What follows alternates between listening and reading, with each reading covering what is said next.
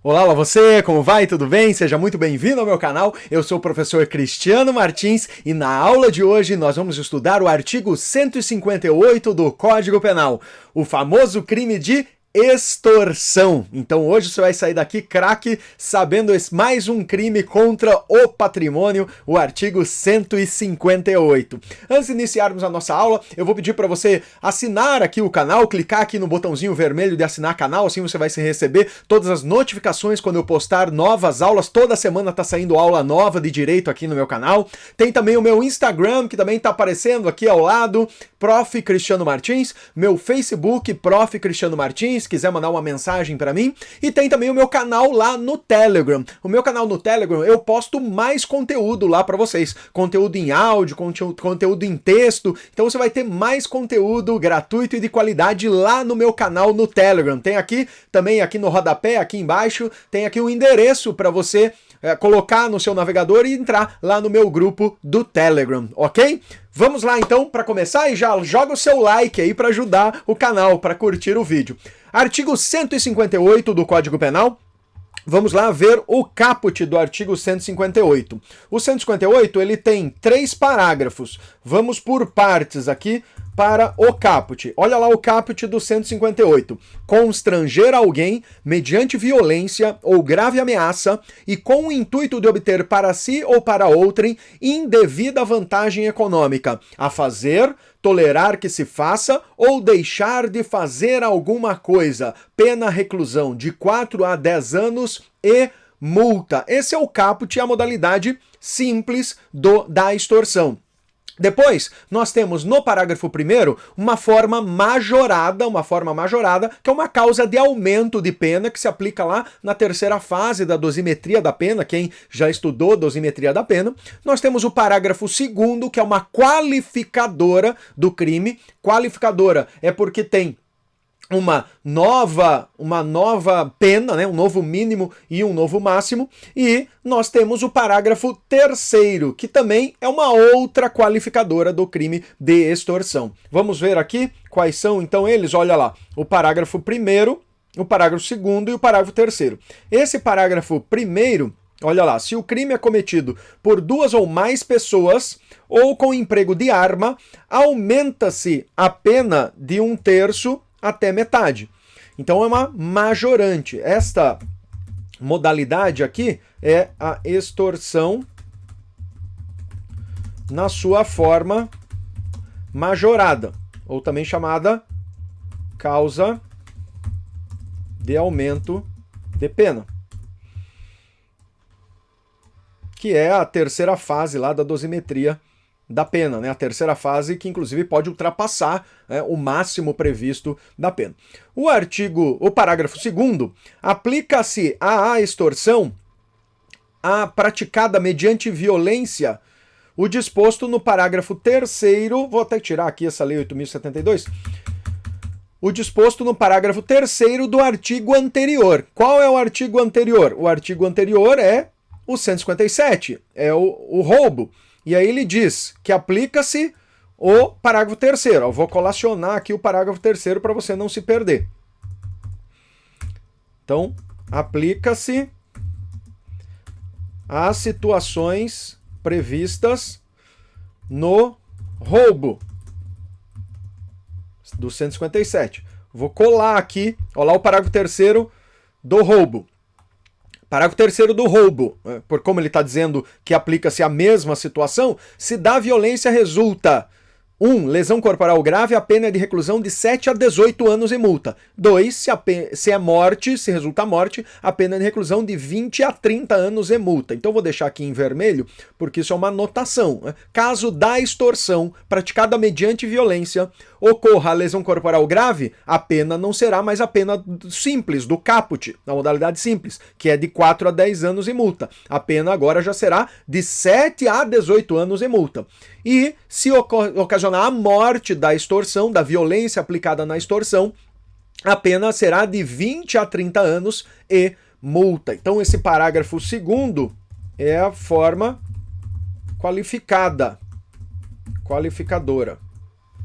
Porque o que é qualificadora mesmo? A qualificadora é quando tem uma pena diferente, um novo mínimo e um novo máximo daquele que está lá no caput, porque aqui no caput do 158 nós temos esta pena, mas no parágrafo 2º a pena já é diferente, já tem uma nova pena, é como se fosse um novo crime, como se fosse, mas na verdade é uma qualificadora, é uma nova circunstância agravadora da pena. E o parágrafo 3º, que também é uma forma qualificada, incluído aí pela Lei 11.923 de 2009. Vamos colocar aqui, que também é uma forma qualificadora da extorsão. Mais uma qualificadora. Esta qualificadora é se o crime é cometido mediante restrição da liberdade da vítima e essa condição é necessária para a obtenção da vantagem econômica, a pena é de reclusão de 6 a 12 anos, além da multa, se resulta lesão corporal grave ou morte. Aplicam-se as penas previstas no 159, parágrafo 2º e parágrafo 3º. Esta forma qualificada, esta qualificadora, nós vamos estudar logo após, mas apenas aqui para você já ficar sabendo, que o nome popular desse parágrafo 3º é o chamado sequestro relâmpago, sequestro relâmpago. Vamos colacionar aqui o parágrafo 2º e o parágrafo 3º do 159, porque ele está dizendo que aplicam-se as penas do 159. Aqui, vou colacionar para ficar no nosso material. Que aplicam-se as penas previstas no parágrafo 2º e 3º, respectivamente. Olha lá, estou aqui no 59, parágrafo 2º e parágrafo 3º. Então vamos deixar aqui. Aqui, eu colocar artigo 159. Artigo 159. Como ele faz referência, parágrafo 2º e parágrafo 3º. Deixar em vermelho aqui, para depois vocês não se confundirem. Vou tirar essa redação dada aqui pela lei, que só confunde não, né? Deixa sujo aqui na hora da leitura. Beleza, então colocamos ali, olha lá, o parágrafo 2º do 159 que se aplica aqui, ó, né? Vamos colocar aqui, ó, prevista no 159, parágrafo 2º e 3º. Então também é uma qualificadora. Então, do sequestro relâmpago, caso o sequestro relâmpago resultar lesão corporal de natureza grave, a pena será de 16 a 24 anos, e não mais de 6 a 12, como previa aqui, né? Então a pena é pior ainda. E se do sequestro relâmpago resultar morte, a pena será de 24 a 30 anos. Então, ok? Estamos aqui, sabemos já qual toda a redação do nosso artigo 158. Vamos lá analisar os tópicos, né, obrigatórios desse delito. Qual é o bem jurídico protegido no 158? O bem jurídico é o patrimônio. E só o patrimônio? O patrimônio é o mais importante, né? Porque ele é um crime que está aqui inserido no capítulo dos crimes contra o patrimônio. Mas não é só o patrimônio que é protegido. O patrimônio, o que mais? A integridade física e psíquica da vítima, porque é com violência ou grave ameaça, e também a liberdade pessoal da vítima. Esses são os bens jurídicos protegidos aqui no 158. Sujeitos do crime. Sujeito ativo, sujeito passivo. Tem aula aqui no canal sobre objeto do crime e sujeito do crime. Sujeitos do crime. Quem pode ser sujeito desse crime? Qualquer pessoa. É crime comum. Qualquer pessoa pode ser tanto sujeito ativo quanto sujeito passivo, tanto autor quanto vítima. E o que pode acontecer? Pode acontecer que uma pessoa seja a vítima do patrimônio, uma pessoa seja a vítima da extorsão e outra pessoa é aquela que vai sofrer o constrangimento ou a violência, a grave ameaça ou a violência. Então, isso que pode ocorrer. Quanto às vítimas, pode ocorrer que uma vítima seja quanto ao patrimônio e outra vítima quanto ao constrangimento mediante violência ou grave ameaça. Então, por exemplo, eu constranjo você a me entregar uma vantagem, a fazer, deixar de fazer alguma coisa. No entanto, eu estou aplicando a violência ou a grave ameaça contra o seu filho. Ó, eu estou aqui com o seu filho, se você não me entregar tal vantagem, eu mato o seu filho aqui, vou matar o seu filho, ou dou uma porrada aqui no seu filho, ó, tá vendo? Vou bater mais o seu filho aqui se você não me entregar a vantagem. Você será a vítima quanto ao patrimônio e o seu filho será a vítima quanto ao constrangimento. Então pode ter duplicidade de vítimas. Uma questão interessante aqui é pessoa jurídica nos sujeitos. Pessoa jurídica pode ser vítima desse crime? Pessoa jurídica? Sim, sim. É possível que figure como sujeito passivo. É possível que figure como sujeito passivo. Mas como sujeito passivo do quê? Do patrimônio ou do constrangimento? Do patrimônio, obviamente, como sujeito passivo do patrimônio. Por quê? Dá para eu aplicar violência contra uma pessoa jurídica? Dá para eu aplicar grave ameaça contra uma pessoa jurídica? A pessoa jurídica é um papel, né, gente? É uma ficção do mundo. Assim sendo, o constrangimento sempre terá uma relação com algum representante dessa empresa, com o diretor, com o administrador, com o proprietário. Então, pessoa jurídica pode ser vítima desde que esteja relacionada quanto ao patrimônio da pessoa jurídica. Vamos lá para os elementos do tipo. Elementos do tipo. Qual que é o verbo? Qual que é o verbo? Vamos voltar lá em cima. Olha lá, constranger alguém mediante violência ou grave ameaça. Então, constranger, aqui o constrangimento é o verbo. O constrangimento é o verbo. Com qual modo? Aí o modo é mediante violência ou grave ameaça. Então nós temos um modo. Então voltamos lá para os elementos do tipo. Qual é o núcleo, o verbo do crime? É constranger. O que é o constranger? Constranger é obrigar, coagir a pessoa. Isso é o constranger, é isso que significa o constranger. Aí tem o modo com a qual se pratica. Mediante. Mediante o quê?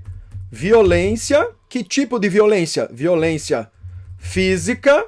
Violência física. O que é a violência física? A violência física é empregar força bruta, força real, agressão física. Isso é a violência física. Só mediante violência física? Não, né? Tem também a grave ameaça, mediante grave ameaça. O que é a grave ameaça? É a violência, agora, moral. A intimidação moral, também chamada em latim de vis compulsiva. Vis compulsiva. Então isso é o modo de cometimento do delito. E para quê? Obriga alguém a... Então nós vimos que constranger é o núcleo, que é obrigar, coagir, obrigar a pessoa, forçar, obrigar, forçar, coagir a pessoa. Com qual modalidade? De que jeito? Deixa eu colocar aqui, ó.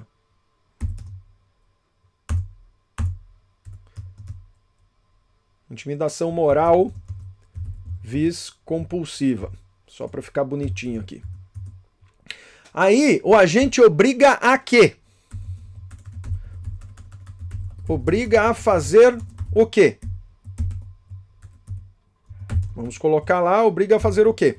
Obriga a fazer um comportamento. Qual é este comportamento? O comportamento que pode se dar de várias formas. Fazer...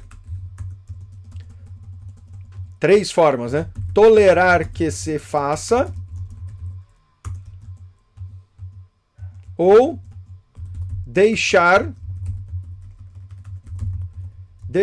fazer algo. Então a pessoa constrange, mediante violência ou grave ameaça, para que a vítima faça, tolere que se faça ou deixe fazer algo. Com qual finalidade? com qual finalidade? A finalidade é obter a indevida vantagem econômica.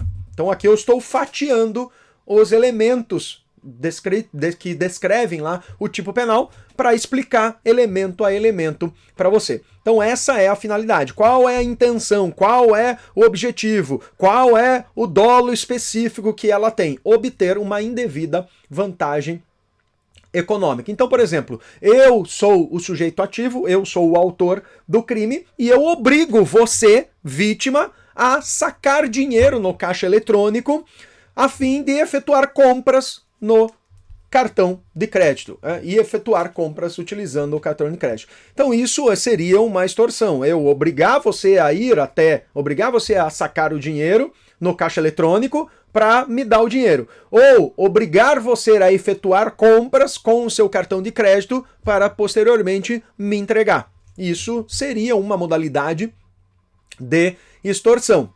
O que acontece se a vantagem, veja só, que é obter indevida vantagem econômica.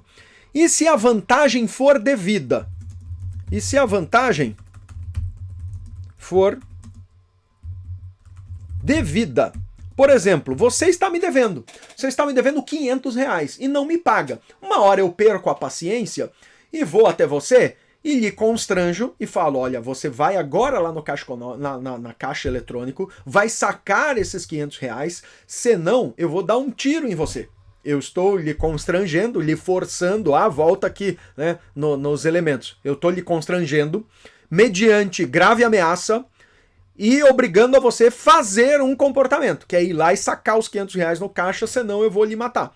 Só que a vantagem é indevida? Não, a vantagem é devida. Você está me devendo realmente R$500, porque eu lhe emprestei, você falou que ia pagar há um mês atrás, não me pagou, só está enrolando. Aí, o crime é de extorsão se a vantagem for devida?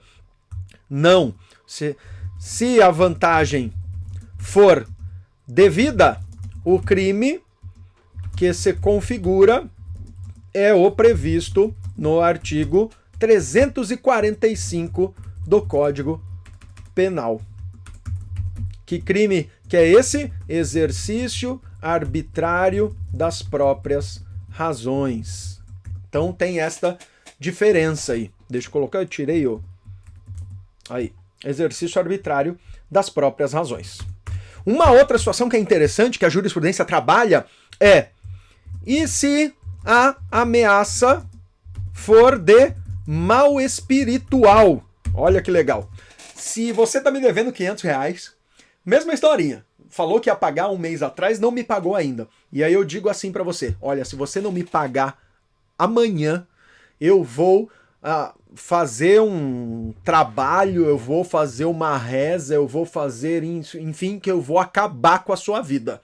A sua vida vai acabar. Eu vou lançar um feitiço pra você, seja lá qual for a nomenclatura, enfim, não estamos falando aqui de religião, até porque religião sempre prega o bem das pessoas, né? E isso são seitas que não pregam o bem, a caridade, o amor, são meras seitas, não são religião. Então, se eu fizer uma promessa de mal grave, uma ameaça de um mal espiritual para você, de um mal, né, se isso ocasionar intimidação em você, você fala: ó, eu vou acabar com a sua vida, eu vou lhe lançar um feitiço que você vai se dar muito mal, sua vida vai entrar em ruína, você vai perder tudo que você tem, você vai perder seu carro, sua família, sua esposa. Eu tenho um pacto aqui com o Cramunhão, eu tenho um pacto com o Jânio. Se você não me trouxer esse dinheiro amanhã, sua vida estará arruinada. Olha só, não deu medo? Deu medo, né? Deu medo. Isso é uma ameaça? Isso é um constrangimento? Vamos lá. É um constrangimento? Quais os elementos do tipo? É constranger? É. Obrigar, forçar. A pessoa vai ter que pagar amanhã. É mediante grave ameaça? Tem violência moral? Tem intimidação moral? Eu estou obrigando a fazer algo? Sim. Estou com qual finalidade? Qual finalidade? Bom, e se a finalidade não for, se a finalidade for indevida, realmente você não me deve nada, você não me deve nada. Se a vantagem for indevida, estarão configuradas todos os requisitos aqui da extorsão? Ok, Se configurar todos os requisitos, se houver constrangimento, se for uma ameaça grave, então a ameaça desse mal espiritual tem que ser grave, tem que ter um caráter de intimidação para a vítima. Essa forma que eu teatralizei aqui para vocês tem, né? Tem. Falei que ia arruinar com a vida, que ia acabar com o emprego da pessoa, com a família da pessoa. Então tem um caráter intimidatório bem grave. E estou obrigando ela a fazer algo? Estou. Você não está me devendo nada. Eu estou lhe ameaçando para você me dar R$500. Vai lá, saque o dinheiro e traga os R$500. Beleza, estarão preenchidos todos os requisitos. Constrangimento, mediante grave ameaça, a fazer algo com a finalidade de indevida vantagem econômica. Com indevida vantagem econômica. Se a ameaça for espiritual, o que pode ser? Havendo a finalidade de obtenção de indevida vantagem econômica, poderá configurar a ocorrência do crime de extorsão. Então, vantagem, ameaça de mal espiritual, cabe sim à extorsão. Inclusive, nesse sentido, tem vários julgamentos do STJ confirmando essa tese. Beleza? Qual é... Estamos aqui no número 4. 4. Qual é a tipicidade subjetiva? Tipicidade subjetiva, lembram lá o que é tipicidade subjetiva, né? É aquilo, análise do subjetivismo, de qual é a intenção na prática do dolo, o que precisa configurar como intenção, como dolo, para se reconhecer o crime. Qual é a tipicidade subjetiva da extorsão? Dolo geral. Qual é o dolo geral?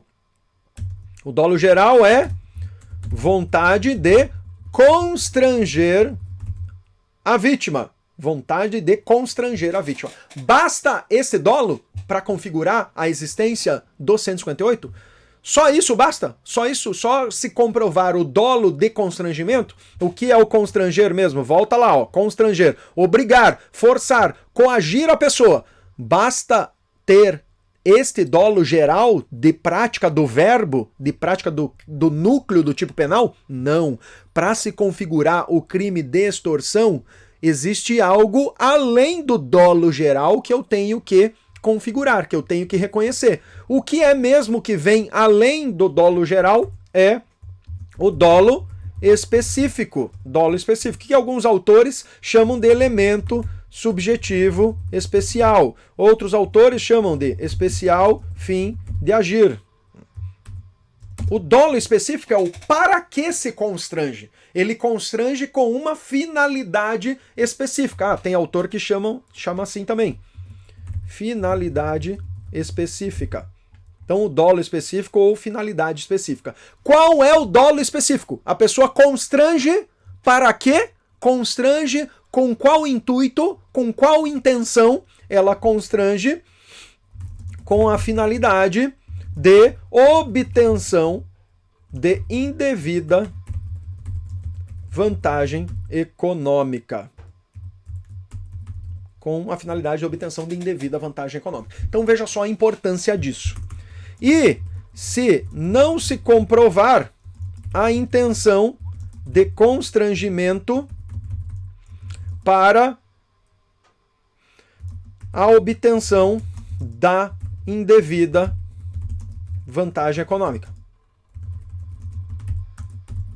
Se a pessoa constrange, obriga força a vítima a fazer, deixar que se faça ou não fazer algo, mas o Ministério Público, que é o titular da ação penal, o promotor, não consegue comprovar essa finalidade específica da pessoa, do autor, receber a indevida vantagem econômica. Não é crime nenhum? Será conduta atípica, porque não se encaixa em crime algum? Ah, se encaixa sim. Vamos ver aqui no nosso Código Penal.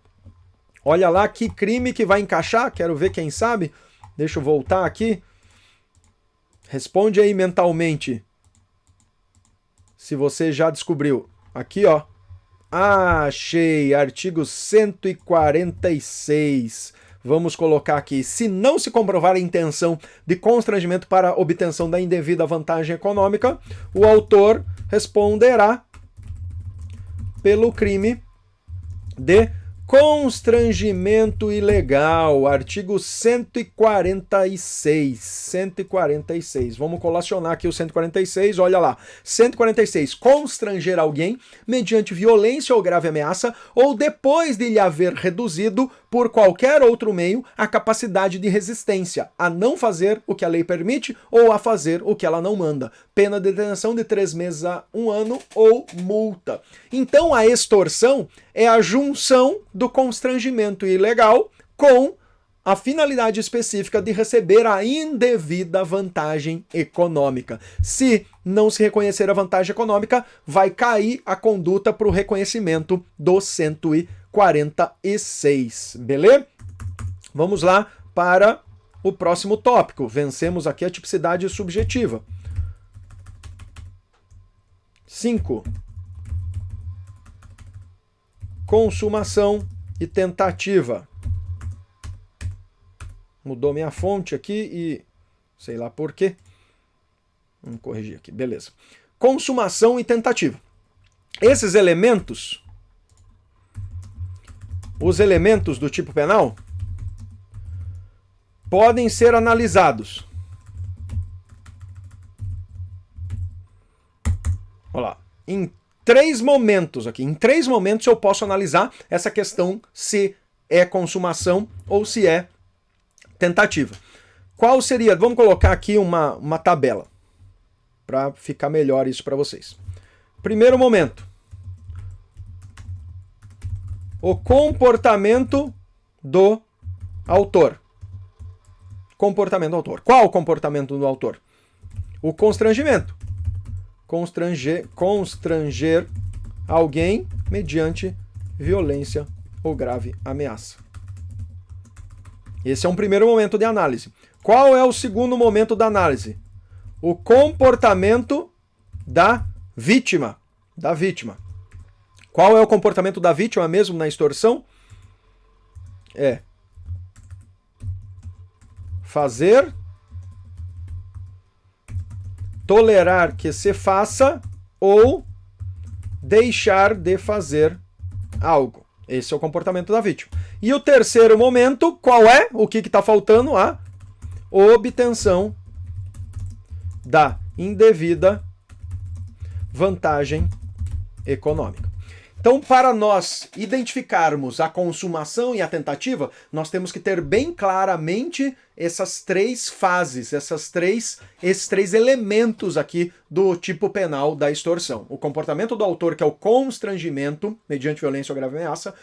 O comportamento da vítima, porque o autor só constrange a vítima para que a vítima faça, deixe de fazer ou tolere que se faça. E o terceiro momento, que é o autor receber, é o autor obter a indevida vantagem econômica. É nisso aqui que reside a análise de quando ocorre a consumação e quando ocorre a tentativa. E para nós identificarmos consumação e tentativa, nós temos que classificar o crime segundo a conduta e o resultado, que é aquela classificação: crime material, crime formal e crime de mera conduta. Tem aula aqui no canal sobre essa classificação do crime, ok? Vai passar um card aqui levando você a esta aula. O crime de extorsão é material, é formal ou é de mera conduta? Crime material, o que é mesmo? É aquele que você vai ler o crime, ele descreve a conduta, descreve o resultado e para que haja consumação é obrigatório atingir o resultado. Crime formal é aquele que descreve, você lê e vai encontrar a descrição da conduta e a descrição do resultado. No entanto, para que haja consumação, basta que o autor pratique a conduta. Aqui no crime de extorsão, nós encontramos a descrição de conduta e resultado. Vamos dar uma olhada lá em cima, vamos voltar. Olha lá. Constranger alguém mediante violência ou grave ameaça e com o intuito de obter para si ou para outra indevida vantagem econômica. A fazer, tolerar que se faça ou deixar de fazer alguma coisa. Vamos aqui, vou tirar aqui o grifo. Vamos lá. Qual é a conduta? Tem conduta descrito aqui, óbvio, né? Todos os crimes, seja material, seja formal, de mera conduta, descrevem conduta. Onde está a conduta aqui? Constranger alguém mediante violência ou grave ameaça. Essa aqui, esta primeira parte, é a descrição da conduta. Qual é o resultado esperado pelo autor com a prática desta conduta aqui? O resultado é obter para si ou para outrem indevida vantagem econômica. Opa, vamos colocar outra corzinha aqui para nós diferenciarmos melhor. Olha, então aqui em verde está a conduta e em rosa está o resultado. Agora, para eu saber se esse crime é material, já sabemos que o crime pode ser ou material ou formal, porque ele descreve conduta e resultado. Porque se fosse crime de mera conduta, nem estaria descrito o resultado, beleza? Aqui, é material ou é formal? Como é que eu faço essa diferenciação se é material ou se é formal?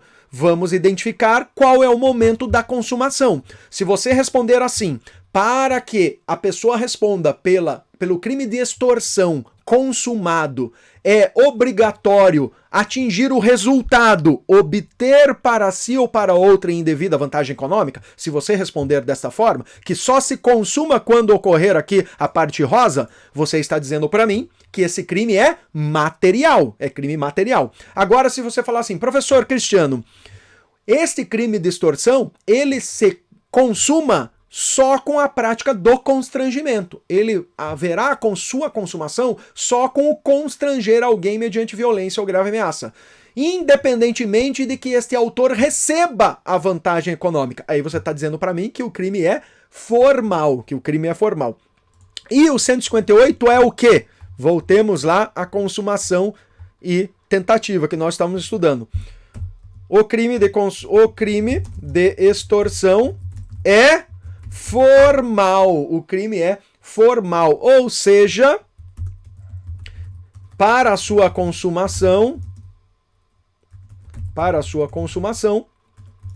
não é necessário a produção do resultado. Qual é o resultado mesmo? Obtenção da indevida vantagem econômica. Aqui, ó, tá aqui o resultado, né? Olha o resultado, obtenção da indevida vantagem econômica. Assim, então, é crime formal, de consumo, ou também chamado de consumação antecipada,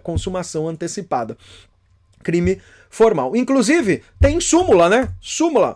Vamos lá colocar súmula 96 do STJ. A súmula 96 do STJ diz assim, ó: o crime de extorsão consuma-se independentemente da obtenção da vantagem indevida.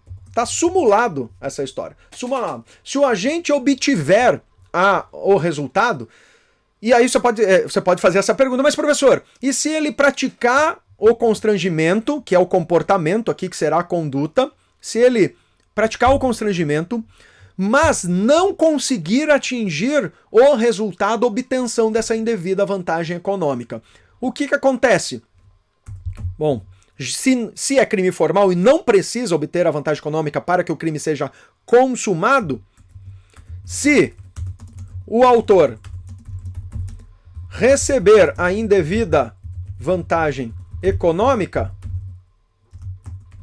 ou seja, ocorrer a produção do resultado, haverá o mero exaurimento do crime, né?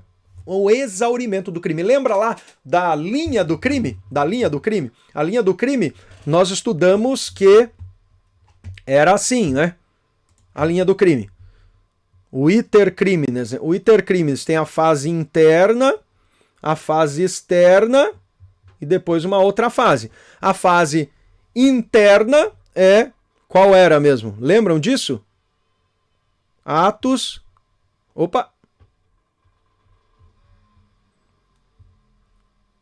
de cogitação. Eu não sei por que tá ficando vermelho aqui. Vamos colocar sem desenho mesmo. Vamos colocar aqui numa linha. Nós teremos a linha lá, e aí nós temos atos de cogitação no iter criminis, atos preparatórios, depois dos atos preparatórios, atos executórios, a execução, a prática do verbo, depois nós temos a consumação do crime, e por último, depois da consumação, o que pode acontecer? O exaurimento. Vou reduzir aqui esta fonte para caber tudo numa linha só. Então essa é a linha do crime, a linha do crime. Depois da consumação é que ocorre o exaurimento. E voltando aqui ao que nós estávamos discutindo, se a consumação do crime de extorsão basta o constrangimento, basta o comportamento do autor constranger alguém a fazer, não precisa receber a indevida vantagem econômica. O que é, então, quando ele recebe a indevida vantagem econômica, se já estará consumado o crime? É aqui, ó, mero ato de exaurimento. Ou seja, se o autor receber a indevida vantagem econômica, ou seja, ocorrer a produção do resultado, haverá o exaurimento do crime. E esse exaurimento do crime, então, não presta para nada, professor? Vai jogar no lixo porque ocorreu o exaurimento? Não, não. Você acha que o juiz pode tratar de forma igual um crime de extorsão que o autor não recebeu a vantagem econômica e outro crime de extorsão que ele recebeu a vantagem econômica? Qual conduta é mais grave para a vítima? Ela ter esta perda patrimonial e aquela que ela não teve a perda patrimonial? É mais grave aquela que teve a perda patrimonial. Então, havendo esse exaurimento do crime com a obtenção da vantagem econômica, apesar da consumação já ter passado, né? A consumação aqui já foi, porque na extorsão a consumação se dá com o constrangimento e com a vítima fazendo, deixando de fazer ou tolerando que se faça, isso será levado em consideração na fixação da pena base. Pena base está onde mesmo? Lá no artigo 59 do Código Penal. A conduta, as consequências do crime, é isso que vai ser as consequências do crime. O crime com a qual se atingiu o exaurimento com o recebimento da indevida vantagem econômica tem consequências mais graves do que aquela extorsão que não atingiu a indevida vantagem econômica, né? Então é isso aqui quanto à consumação, com a consumação. Quanto à tentativa, tem uma outra questão também que é importante trabalhar aqui na consumação do crime. Existe uma corrente majoritária de entendimento sobre a consumação. Estava esquecendo de falar sobre isso e isso é importante. Segundo essa corrente majoritária, eles falam o seguinte, que para que a consumação ocorra no crime de extorsão, não basta só o constrangimento. Não basta só o constrangimento. Tem que haver, para que haja consumação, também o comportamento da vítima. Lembro aqui do nosso quadrinho que nós fizemos de 3 momentos? Olha, o primeiro momento, comportamento do autor, que é o constranger. Segundo momento, comportamento da vítima, que é ela fazer, tolerar que se faça ou deixar de fazer algo. E o terceiro momento, que é a obtenção da indevida vantagem econômica. Para esta corrente majoritária, doutrinária e jurisprudencial, a consumação se dará aqui, ó, com a prática desses dois quadros aqui, desses dois quadros. Vou colocar até uma corzinha aqui. Para a corrente majoritária, para que haja consumação da extorsão, tem que haver o comportamento do autor com o constranger mediante violência ou grave ameaça, e tem que haver o comportamento da vítima também, com a vítima fazendo, tolerando que se faça ou deixando de fazer algo. Obviamente, lembrando que como é crime formal, não importa a obtenção da indevida vantagem econômica. A consumação vai acontecer, olha, com essas duas aqui, com essas duas. Então, para esta corrente majoritária, vamos colocar lá.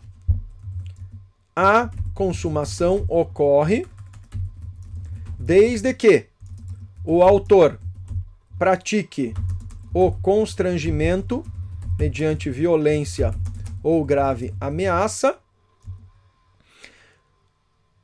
e a vítima também faça, tolere que se faça ou deixe de fazer algo. Para essa corrente majoritária, a consumação ocorre lá, lembrando com os 2 quadrinhos. Portanto, para essa corrente, a tentativa de extorsão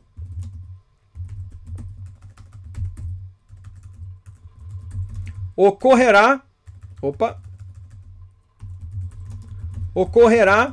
quando o autor constranger mediante violência ou grave ameaça e a vítima não fizer, tolerar que se faça ou deixar de fazer algo. Então, para essa corrente majoritária, a tentativa, vamos voltar lá.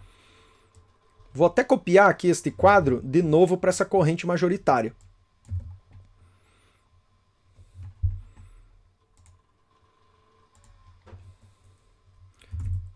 Em laranja,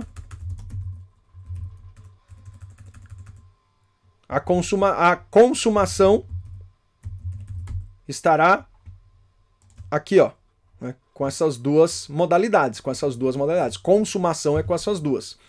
No entanto, tentativa para essa corrente é aqui, ó, com essas, só com a primeira.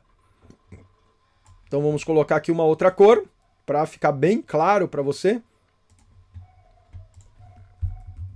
Assim, com o quadrinho desta forma, será tentativa. A consumação precisa do comportamento do autor e comportamento da vítima. E a tentativa, só o comportamento do autor. Haverá tentativa quando o autor constranger alguém mediante violência ou grave ameaça, querendo obter vantagem econômica, obviamente tem que ter o dolo, né? O dolo de fazer, tolerar que se faça para receber a indevida vantagem econômica. No entanto, a vítima não faz, não tolera que se faça, nem deixa de fazer algo. Então, por exemplo, para essa corrente, se eu falar o seguinte, você vá lá, retire R$500 para mim ali no caixa, senão eu vou lhe dar um tiro. É uma extorsão, né, porque eu estou aplicando uma violência, uma grave ameaça para que você vá lá até o caixa, para que você vá lá, retire o dinheiro e me traga de volta.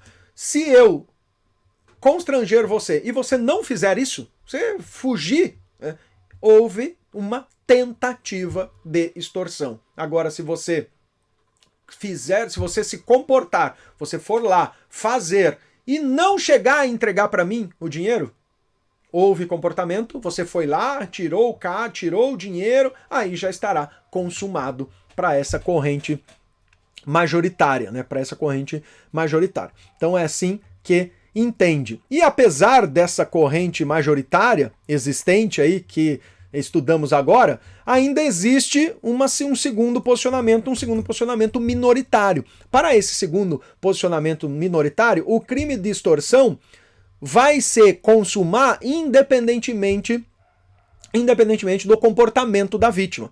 Então, para a corrente minoritária, a consumação se daria só com esse primeiro quadrado aqui. Só com este primeiro quadrado. A constrange B, mediante, por exemplo, eu constranjo você, mediante grave ameaça, com o intuito que você deposite, sei lá, uma quantia de dinheiro em uma determinada conta corrente que eu passei o número lá para você. Para essa corrente minoritária, se você não fizer nada, você fala, tá bom, beleza, eu vou lá, Cristiano, vou lá depositar. E você não vai depositar nada, né? Eu falo, vai lá depositar, senão eu vou encher a sua cara de bolacha, vou te bater no final na saída. E você fala, deposita o dinheiro, tá aqui o número da conta, pra você ir lá depositar esses R$500 nesse número da conta, senão você vai apanhar e muito. Cuidado, hein? Senão você vai apanhar. Aí você fala, tá bom, beleza. E não faz isso, não vai depositar, nem se direciona ao banco, ao caixa eletrônico, nem nada. Você não faz nada daquilo que eu queria. Para essa corrente minoritária, o crime estaria consumado nesse momento, ok? Mas a corrente majoritária é essa aqui que eu expliquei para vocês.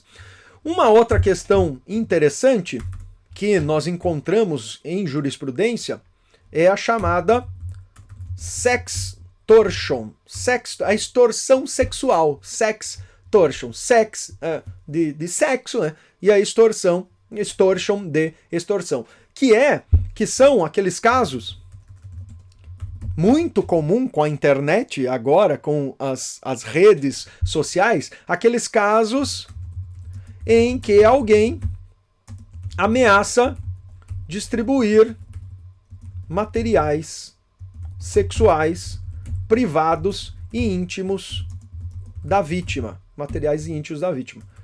Caso a vítima não forneça uma indevida vantagem econômica ao autor. Vantagem econômica ao autor. Esse sextortion, ó, se você não me der R$500, você aí, eu vou espalhar aqui, ó, as suas fotos, os seus nudes, que eu tenho todos eles aqui gravados, hein? Se você não me passar isso, eu vou passar para frente. Me dá R$500, senão eu vou passar para frente. Eu estou constrangendo? Sim, eu estou forçando a. A quê? A fazer algo? A você me dá R$500. Para receber indevida vantagem econômica? Sim, para receber indevida vantagem econômica. Desta forma, isso aqui se configura como extorsão? Sim, se configura como extorsão. Configurará a extorsão. Configurará a extorsão. Beleza? Entendido aqui, então, quanto à consumação e tentativa, tá? Vamos lá para... Existe aqui a diferença entre roubo e extorsão? Tem alguma diferença entre ambos os crimes? Sim, existe diferença. Vamos lá trabalhar com estas diferenças. No roubo, primeiro, qual é o objeto material do crime do roubo? Objeto material é a coisa, a pessoa pela qual recai a conduta. Tem aula aqui no meu canal também sobre objeto do crime. Objeto material do roubo é o que é mesmo? Coisa alheia móvel. E na extorsão, qual é o objeto material da extorsão? Objeto material é a indevida vantagem econômica. Então, o objeto material é mais aberto, né? Tem uma conceituação mais ampla. Essa é uma primeira diferença. A segunda diferença,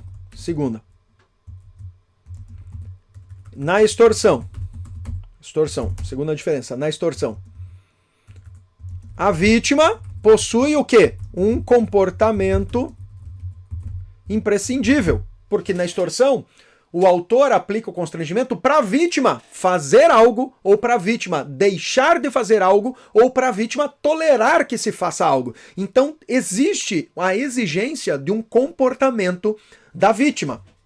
A vítima, na extorsão, a vítima não praticar o comportamento, o agente não vai conseguir a indevida vantagem econômica. Já no roubo,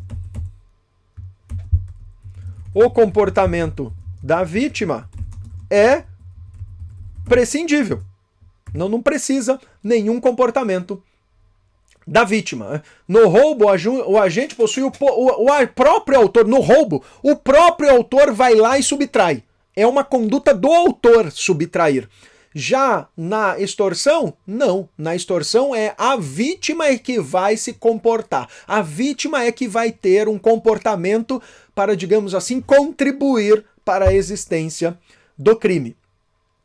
Um comportamento imprescindível, por exemplo, eu pego você e obrigo você a ir comigo até o caixa eletrônico e você me forneça o cartão de crédito e me forneça a senha para que eu faça o saque da sua conta corrente lá com o seu cartão. Isso é roubo ou é extorsão? É extorsão. Por quê? Porque o comportamento da vítima foi imprescindível. Se você não tivesse entregue o cartão, se você não tivesse me passado a senha, eu não conseguiria efetuar o saque. Terceira diferença, no roubo, a coisa alheia móvel é subtraída no momento da violência ou da grave ameaça.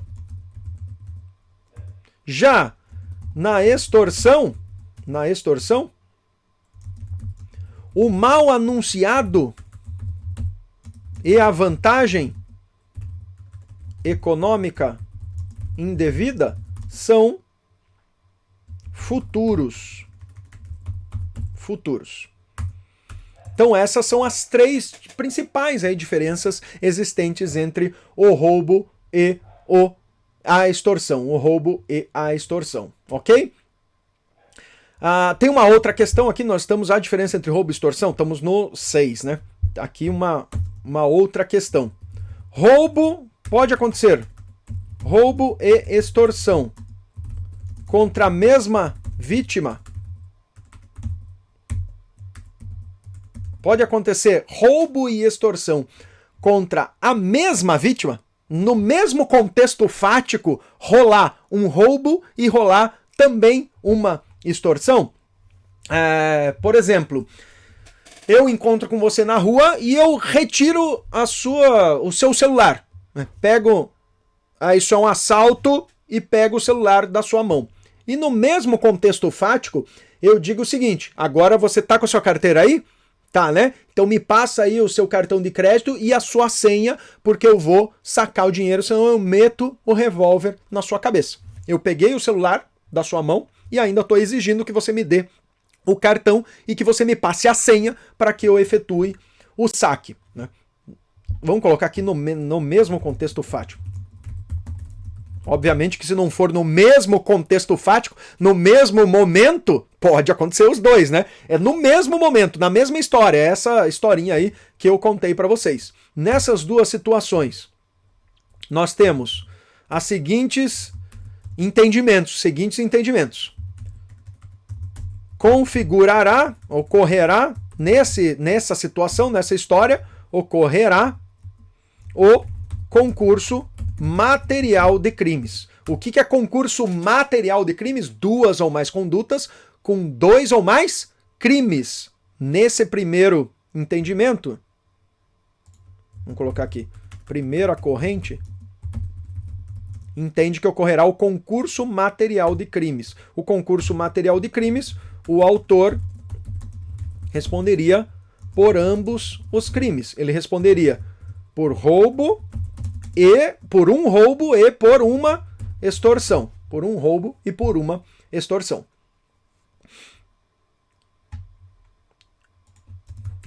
Não haveria, aqui é interessante colocar isso, não haveria o reconhecimento da continuidade delitiva. Então, o autor responderia pelos dois crimes. Inclusive, nós encontramos na jurisprudência esse posicionamento. Segunda corrente. Ocorrerá o concurso formal próprio. Concurso formal próprio. O que é o concurso formal próprio? O autor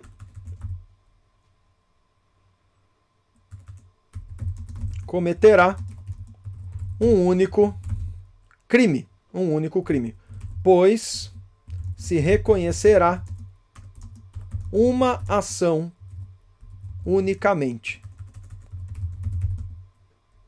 Então não se reconhece mais o concurso material. Aí aqui no concurso formal vão se reconhecer 2 ou mais condutas, mas com um crime só. Um crime só. Então essa é a segunda corrente. Inclusive, nessa corrente, nós temos julgamentos do STF desta forma. E aqui, nessa primeira corrente, nós temos julgamentos do STJ nesse sentido. Beleza? Terminamos aqui, então, o caput. Vamos lá estudar agora. Nós estamos aqui em qual 6, né? Vamos passar para o 7 agora, que é a extorsão majorada. A extorsão majorada do parágrafo 1º.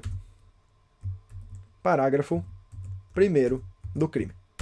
Parágrafo 1º. Se o crime é cometido, vamos voltar lá para o parágrafo 1º, lá no início. Lá, parágrafo 1º. Se o crime é cometido cometido por 2 ou mais pessoas ou com emprego de arma, aumenta-se a pena de 1/3 até a metade. Vamos colar aqui novamente. Se o crime é cometido por 2 ou mais pessoas ou com o emprego de arma, Então aqui, mediante 2 ou mais pessoas, o que é isso? 2 ou mais pessoas. Parte da doutrina entende que 2 ou mais pessoas, entende que essas 2 ou mais pessoas têm que ser em coautoria. Coautores. Coautores são aqueles que praticam o verbo, o constranger alguém. O constranger alguém. Então elas têm que ser coautoras. Coautoras. Né? Porque ela fala se o crime é cometido. Então se tiver partícipe, partícipe é aquele que auxilia, que instiga, que induz. Se tiver um autor e um partícipe, não configuraria a extorsão majorada do parágrafo primeiro. Você precisa ter dois autores, duas pessoas que pratiquem o núcleo, que pratiquem o verbo, E aí, esse é o entendimento majoritário. Né? Para que seja a extorsão majorada do parágrafo primeiro, tem que ser duas ou mais sendo em coautoria. Duas ou mais pessoas praticando o verbo, o constranger. Se houver um autor e um partícipe, entende-se que não haverá extorsão majorada. Né? Esse é o entendimento majoritário. E aí o emprego de arma. Com o emprego de arma, também haverá a extorsão majorada. Vamos lá para extorsão qualificada, que é o parágrafo 2º. Vamos colacionar aqui o parágrafo 2º que está lá em cima. Aplica-se a extorsão mediante violência ou grave ameaça ou aplicado ao roubo. Aqui. Então essa é a extorsão qualificada. Qualificada, que é se da violência resulta lesão corporal grave, a pena será de reclusão de 7 a 18 anos, e se da extorsão mediante violência ocasionar a morte, a pena é de reclusão de 20 a 30 anos. De 20 a 30 anos. Então, nesse parágrafo 2º, nós temos uma questão de que o parágrafo 2º é crime hediondo, tá? O parágrafo 2º é crime hediondo. Vamos colocar aqui.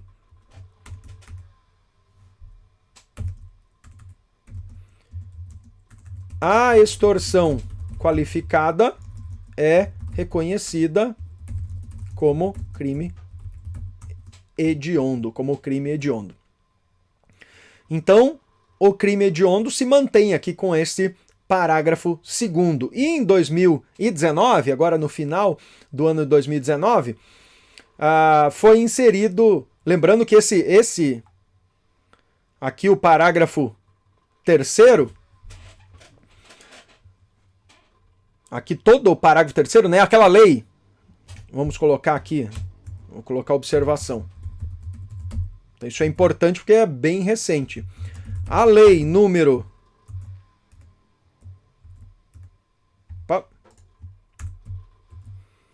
Depois eu coloco em vermelho aqui, eu conserto, tá? A lei 13.964 de 2019, bem do fim do ano, inseriu todo o artigo 157, parágrafo 3º, no rol dos crimes hediondos. Essa lei agora, do fim de 2019, do ano passado, colocou esse parágrafo 3º aqui, né, que nós estamos estudando, esse parágrafo 3º, que por referência está sendo levado para o nosso artigo 158, o roubo com resultado morte ou lesão corporal grave, pela lei 13.964, ele é hediondo. Então, por reflexo, se a extorsão qualificada do parágrafo 2º diz que aplica-se à extorsão praticada mediante violência o disposto no parágrafo 3º, nós vamos entender, por reflexo, que esse parágrafo 2º do 158 também é crime hediondo. Então esse é o meu entendimento e o entendimento da maioria doutrinária, que o parágrafo 2º se mantém como crime hediondo em todas as suas naturezas. E o último, o parágrafo 3º do 158, que é ali o sequestro relâmpago. Vamos colacionar depois aqui no fundo de novo. Nós estamos no 9. extorsão mediante sequestro. Parágrafo 3º.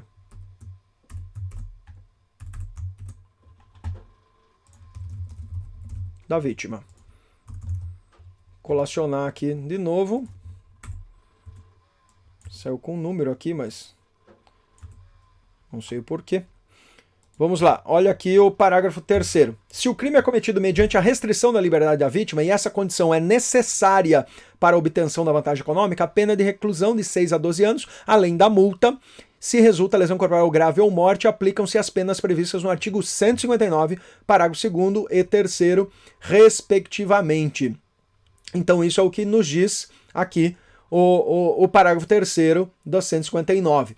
Isso foi inserido em 2009 pela Lei 11.923, até 2009 não existia, e ele acrescentou esse parágrafo 3º porque estava havendo muita divergência, uma divergência de conduta atípica quando ocorria o sequestro relâmpago. O sequestro relâmpago não tinha uma tipicidade performal, não tinha uma tipicidade, não se encaixava em nenhum artigo previsto no Código Penal.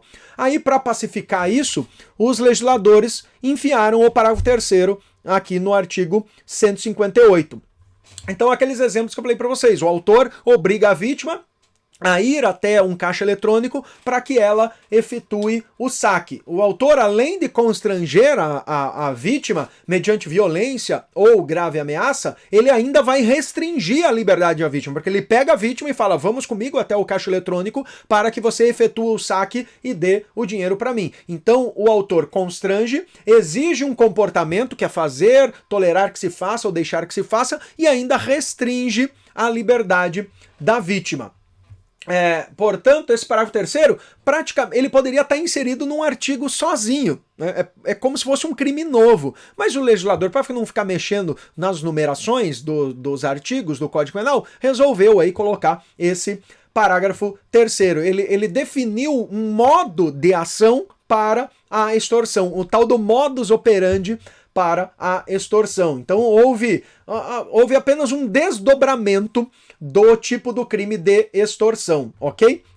Então, se o agente sequestra a vítima com privação da liberdade, com o fim desta privação de liberdade, de obter para si ou para outrem qualquer tipo de vantagem econômica como condição ou preço do resgate, aí já não será mais o 158. Se eu sequestro, retiro a liberdade da vítima para querer receber uma indevida vantagem econômica para soltar essa vítima, para que haja o resgate dessa vítima, já não é 158. Aí é o 159, o próximo crime que nós veremos, que é o crime de sequestro ou cárcere privado. Na extorsão, eu restringo a liberdade da vítima momentaneamente para que a própria vítima me entregue e me dê essa indevida vantagem econômica. Então, tá bem claro aí essa diferença entre o 158, que é a extorsão mediante sequestro, e o 159, que é o sequestro ou cárcere privado. No 159, eu sequestro para obter uma vantagem econômica, sim, mas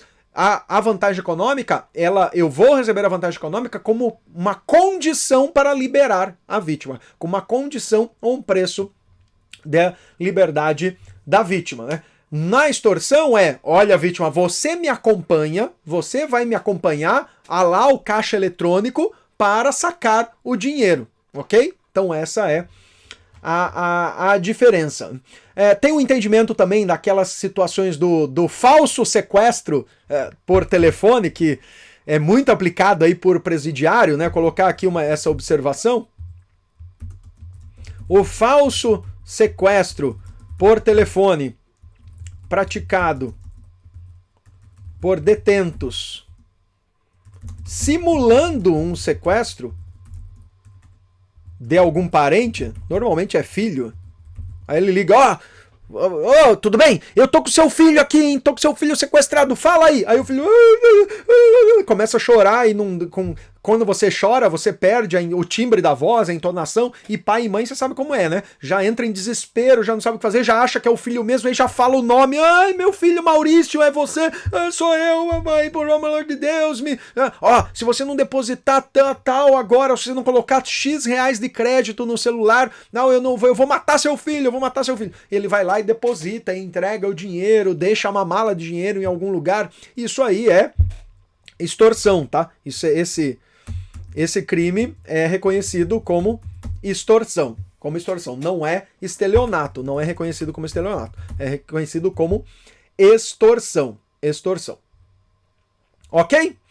Então aqui terminamos o 158. Terminamos 158. Vamos ver só algumas questões aqui para ilustrar a aula. É legal também trabalhar com questões, alguns alunos estavam me pedindo. Pô, professor Cristiano, tem como você, ao final da aula do crime em espécie, trabalhar também com algumas questões e comentário de questões? Se vocês gostarem disso, das aulas que eu já gravei, eu vou gravando aulas específicas de resolução de questões. Comenta aqui embaixo comigo, manda uma mensagem no meu Instagram, no meu Facebook, ou aqui mesmo embaixo. Eu adoro quando vocês deixam comentários. Deixa um comentário aqui embaixo. Professor, trabalhe com mais questões, eu gosto de resolução de questões. Aí eu vou fazendo resolução de questões. Eu gravo aula específica, por exemplo, resolução de questões do artigo 158, aula de resoluções de questões do roubo do 157. Beleza? A gente trabalha assim. Vamos fazer algumas aqui rapidamente do 158. Olha lá. Promotor de Justiça da Carlos Chagas, 2019, no Mato Grosso. Não configura delito de extorsão a conduta do agente que submete a vítima a grave ameaça espiritual, que se revelou idônea a atemorizá-la e compeli-la a realizar o pagamento de vantagem econômica indevida. Então aqui a questão está dizendo que o mal espiritual não configura delito de extorsão. Olha só, ensinei na aula de hoje, né? Essa questão está verdadeira ou está falsa? Ele está dizendo que não configura. Então essa é falsa. Porque configura sim. Olha lá outra, delegado de polícia CESP, a queridinha dos concursandos. A extorsão é considerada pelo STJ como crime material, pois se consuma no momento da obtenção da vantagem indevida. Considerada crime material? Crime material? Não, né? Essa aqui está falsa também. Não é crime material, é crime formal. Olha lá a próxima. O crime de extorsão consuma-se independentemente da obtenção da vantagem. Tratando-se assim de delito formal que não admite tentativa. Delito formal, ok, mas não admite tentativa? O crime de extorsão admite tentativa sim. Então essa também está falsa. Nós vimos que a tentativa é só quando ocorre o constrangimento. Se só constranger e a vítima nada fizer, é tentativa. Outra, o crime de extorsão consuma-se independentemente da obtenção da vantagem indevida. Essa aqui é isso mesmo? A consumação se dá sem precisar receber a vantagem devida? Exato, é isso mesmo, porque o crime de extorsão é crime formal. Sendo crime formal, não precisa obter a vantagem devida. Outra, o crime de extorsão se perfectibiliza se cumpre por completo no momento em que a vítima é constrangida, mediante grave ameaça a fazer, deixar de fazer ou tolerar que se faça alguma coisa. E tendo o agente exigido numerário sob pena de mal futuro, caracterizado está referido o delito, independentemente da obtenção de vantagem indevida. E aí, é isso mesmo? O crime de extorsão, ele se perfectibiliza, quer dizer, a consumação, a completude do crime formal, mediante a grave ameaça a fazer, a deixar de fazer ou tolerar que se faça alguma coisa, por mais que não receba a vantagem indevida? É isso mesmo, né? Então esta aqui está também verdadeira. Olha lá outra. A distinção entre o roubo e extorsão está no grau de participação da vítima, tendo em vista que, no segundo tipo penal, a extorsão, é exigida a participação efetiva do agente lesado. Precisa de um comportamento efetivo da vítima na extorsão? Sim. E essa é a grande diferença. Então, aqui está verdadeiro. Outra, considere a seguinte situação hipotética. Heloísa, maior, capaz, em conluio com 3 amigos, também maiores e capazes, forjou o próximo sequestro, de modo a obter vantagem financeira indevida de seus familiares mediante grave ameaça. Nessa situação, todos os agentes responderão pelo crime de extorsão simples. Pelo crime de extorsão simples. Todos os agentes. Olha que a Heloísa, maior, em conluio com 3 amigos, também maiores capazes, forjou o próprio sequestro, de modo a obter vantagem financeira indevida de seus familiares mediante grave ameaça. Nessa situação, todos os agentes responderão pela extorsão simples. Extorsão simples não, né? Extorsão simples é extorsão majorada. Por quê? Vamos voltar lá no início. Olha lá os parágrafos.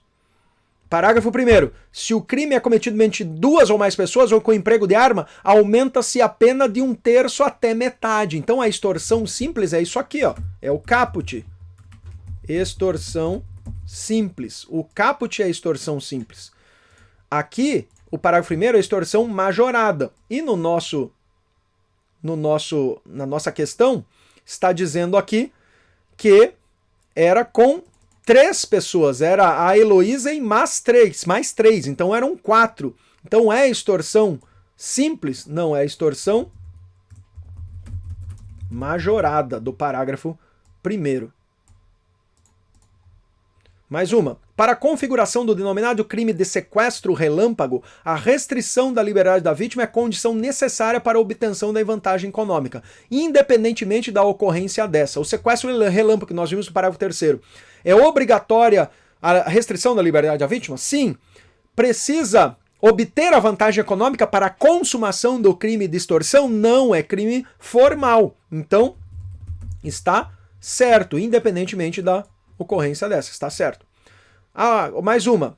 Pratica o crime de extorsão, funcionário público que, em atividade de fiscalização, constranja, mediante violência, a vítima a entregar-lhe determinada soma em dinheiro para evitar a aplicação de penalidade administrativa. O funcionário público pode praticar extorsão? Sim, desde que com violência ou grave ameaça. Existe lá o crime de concussão, só que o crime de concussão é o agente exigir, o funcionário público exigir vantagem econômica, mas sem violência e sem grave ameaça. Se houver violência ou grave ameaça, o crime do funcionário público será extorsão do 158.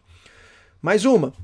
No crime de roubo e no crime de extorsão, o agente pode se utilizar dos mesmos modos de execução, consistentes na violência ou grave ameaça. A diferença fundamental existente entre os dois delitos consiste em que, no crime de extorsão, pretende-se um comportamento da vítima, restando um mínimo de liberdade de escolha, enquanto que no crime de roubo, o comportamento da vítima é prescindível, quer dizer, prescindível não precisa esse comportamento da vítima. Verdadeiro, nós vimos lá a diferença entre o roubo e a extorsão, que uma das diferenças é exatamente essa. A extorsão precisa de um comportamento ativo da vítima para que ela faça, deixe que faça ou tolere que faça. No roubo, não precisa. Duas últimas. Um indivíduo, mediante violência e grave ameaça, exercida com emprego de revólver municiado, exigiu que a vítima preenchesse e assinasse um cheque no valor de 4.000, entregando-o posteriormente para ser sacado no banco. Nessa situação, o indivíduo praticou um crime de roubo, com a causa de aumento de pena devido ao emprego de arma. Isso aqui é roubo, violência ou grave ameaça, exigiu que a vítima preenchesse e assinasse o cheque, entregando posteriormente. Não, isso aqui é extorsão, porque está exigindo uma conduta do comportamento ativo da vítima, então é extorsão. E a última de hoje, diferenciam-se os crimes de extorsão e estelionato, entre outros aspectos, porque no estelionato a vítima quer entregar o objeto, pois foi induzido ou mantido em erro pelo agente mediante o emprego de fraude, enquanto na extorsão, a vítima despoja-se de seu patrimônio contra sua vontade, fazendo-a por ter sofrido violência ou grave ameaça. Verdadeiríssima, né? O estelionato é isso, o estelionato é a pessoa enganada e ela entrega de boa fé o bem, né? Ela não é obrigada a nada, ela é enganada pela fraude. Beleza? Terminamos a aula por aqui. Parabéns por você estar assistindo essa aula, você podia estar fazendo outra coisa, então parabéns pela sua conduta de estudar, se qualificar no direito. Muito obrigado, deixe o seu like aqui para mim no meu vídeo, isso vai ajudar o canal crescer e eu gravar mais aulas para você. Até mais, tchau, tchau!